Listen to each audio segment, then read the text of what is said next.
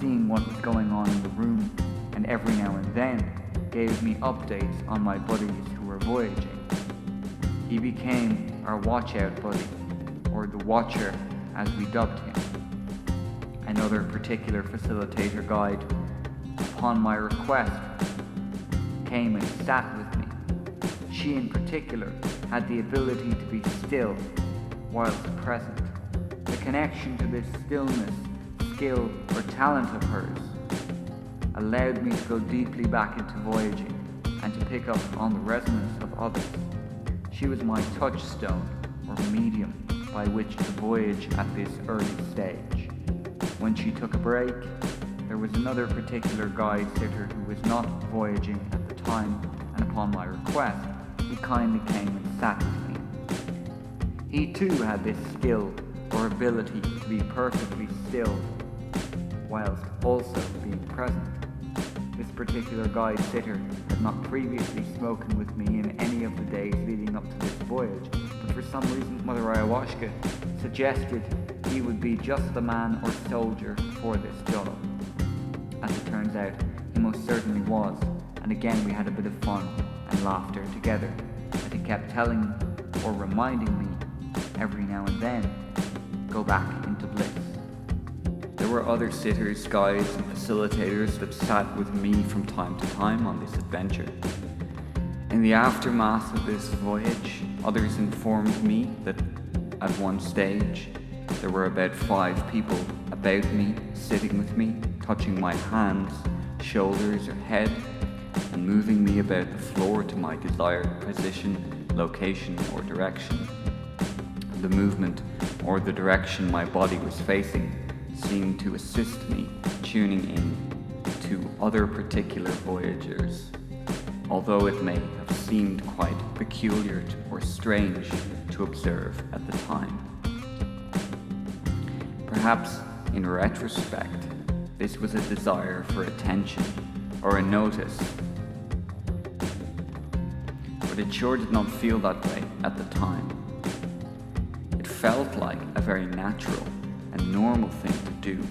Have a chat, have a laugh, have some fun with my pals, and sit with them, feeling comforted and supported as equal members of a tribe, albeit just as part of my furtive imagining.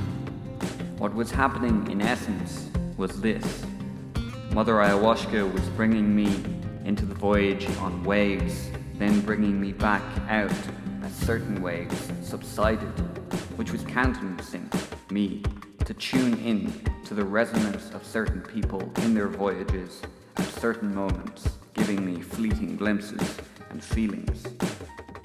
Just to be crystal clear, this was not about interfering or disrupting what was going on with others. It was strictly about feeling and observing what was going on for them, reading and empathizing with them.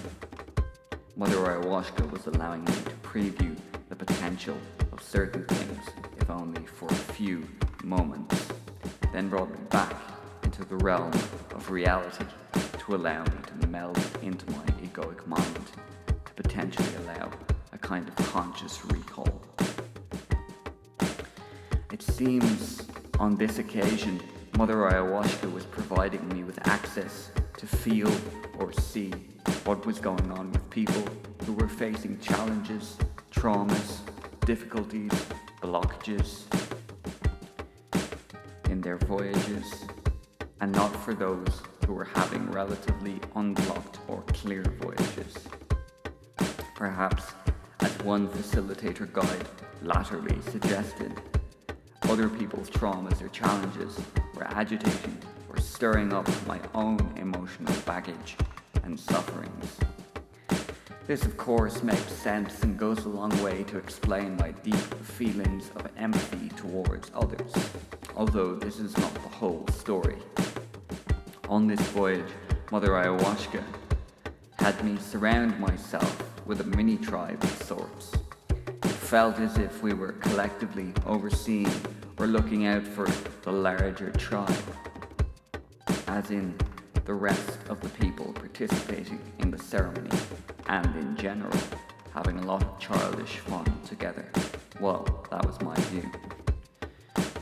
Sometime towards the end of this voyage, my newly found tribal members had dissipated apart from my personal guide buddy. It was time for me to complete my internal voyage on my own, so to speak, and Mother Ayahuasca had at least one more lesson to give me. My physical position was thus: lying on my back on the hard timber floor without need for a mat or pillow to support my body or head. Mother Ayahuasca began to get me to move myself, my feet, legs, arms, hands and fingers into open positions that allowed energy to flow through my subtle body. From below the base of my spine, the root chakra, through to the top of my head, the crown chakra, which culminated in bringing me back into bliss, so to speak, which felt like she was giving me a final reward for the day's work. Not having ever done yoga before, there is nothing for me to compare, but this did feel like a lesson in yoga of sorts, albeit was very gentle and subtle and didn't put any strain on my physical body.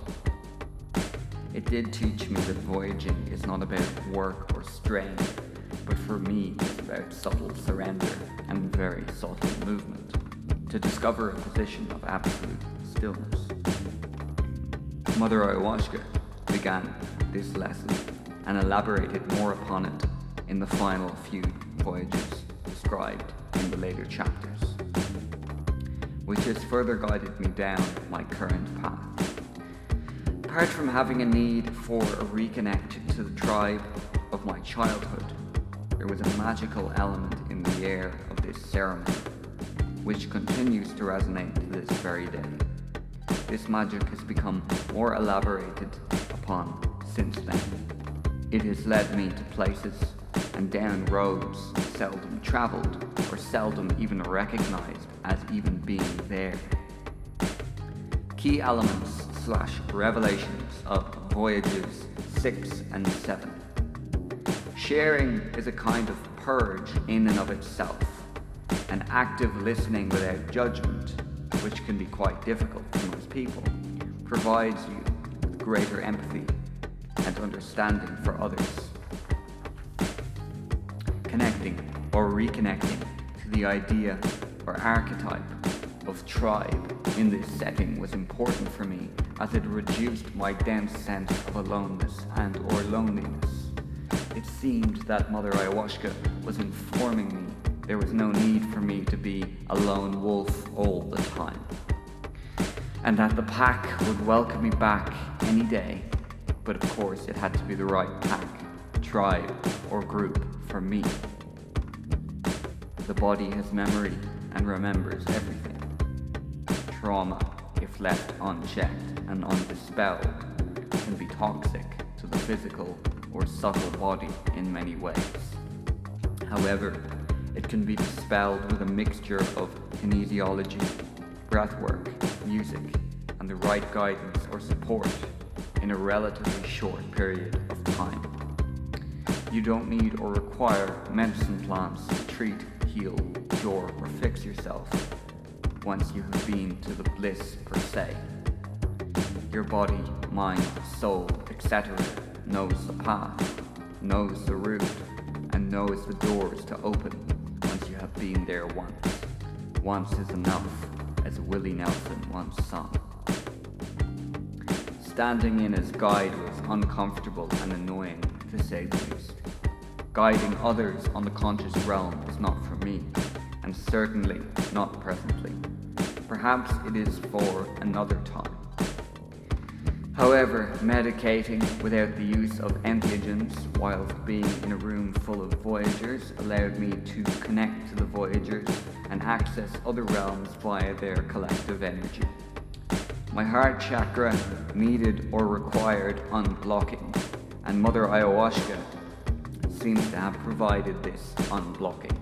And she said her reasons for this, perhaps to remind me not to get too caught up in the mundane routine of life, to have a lighter heart and approach to life and other people without judgment where possible. It seems that the cold hands or fingers of others can provide me with an electrical connection of sorts that can assist me in voyaging and in getting grounded at the same time. The energy outside affects the energy inside and vice versa. They have a symbiotic relationship. It was and is possible to come out of a voyage, be lucid and clear, and then go back into it. It also helps if you are fortunate enough to have someone with you who can guide or facilitate your process and can be still when required, as described earlier. Mother Ayahuasca showed or taught me how to get into positions to allow me to voyage and perhaps to allow my Kundalini energy to flow. Mother Ayahuasca showed me the potential to tune in to the resonance or vibration of others and feel what they might also experience. Finally, you can bend, break, or even change the rules, especially the ones set down by others. Hurt no one and have some fun into the bargain.